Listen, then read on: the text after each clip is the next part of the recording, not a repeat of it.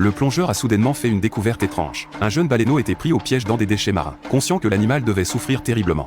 Il n'a pas hésité à s'approcher pour le libérer de ses filets. Mais il s'est alors rendu compte que le baleineau était déjà mort. Pourtant, la cause de sa mort n'était pas ses déchets, mais une morsure effrayante, avant même qu'il ait pu comprendre ce qui s'était passé.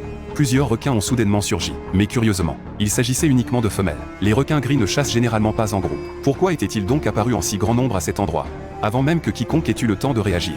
Un requin gigantesque s'est dirigé vers eux, et ce requin ne leur était pas inconnu. Il s'agissait précisément de celui qu'ils traquaient. Un requin nommé Lilith. Il y a 3 jours, il ne mesurait que 2 mètres.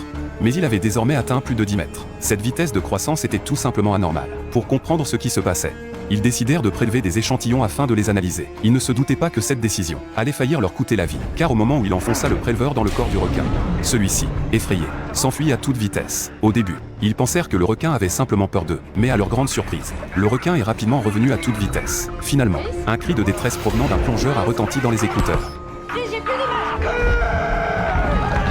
Peu après, l'image s'est coupée par intermittence. De toute évidence, il subissait l'attaque du requin. En voyant cela, Sophia a immédiatement compris que la situation était grave. Sans un mot, elle a saisi son harpon et a plongé dans la mer.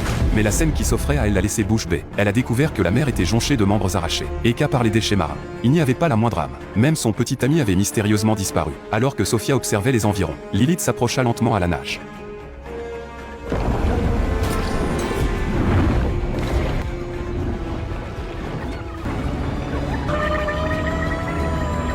Cet instant fit perdre son souffle à Sophia. Pour sauver sa vie, elle s'empressa de couper la corde, et échappa ainsi de justesse à la mort. Mais la mort de son petit ami resta pour elle une douleur à jamais. Elle pensait ne plus jamais avoir l'occasion de revoir ce requin.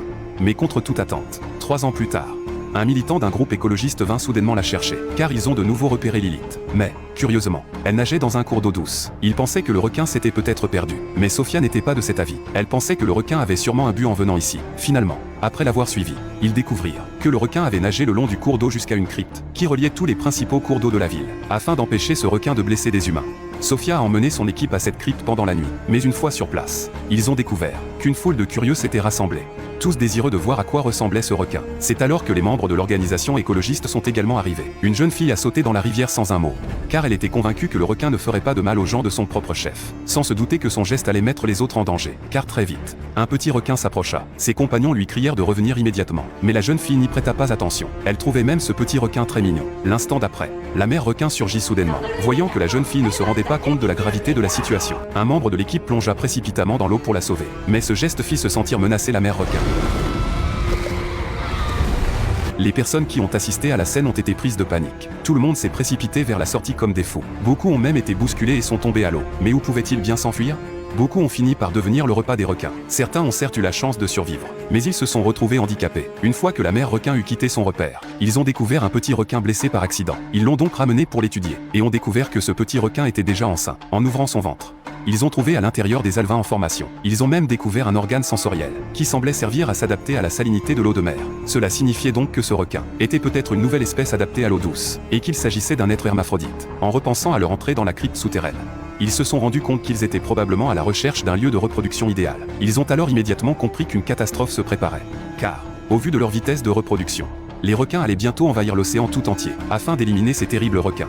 Sophia a dû mettre en œuvre un plan fou, plonger dans la crypte avec des bombes, pour faire exploser tous les requins au fond de la crypte.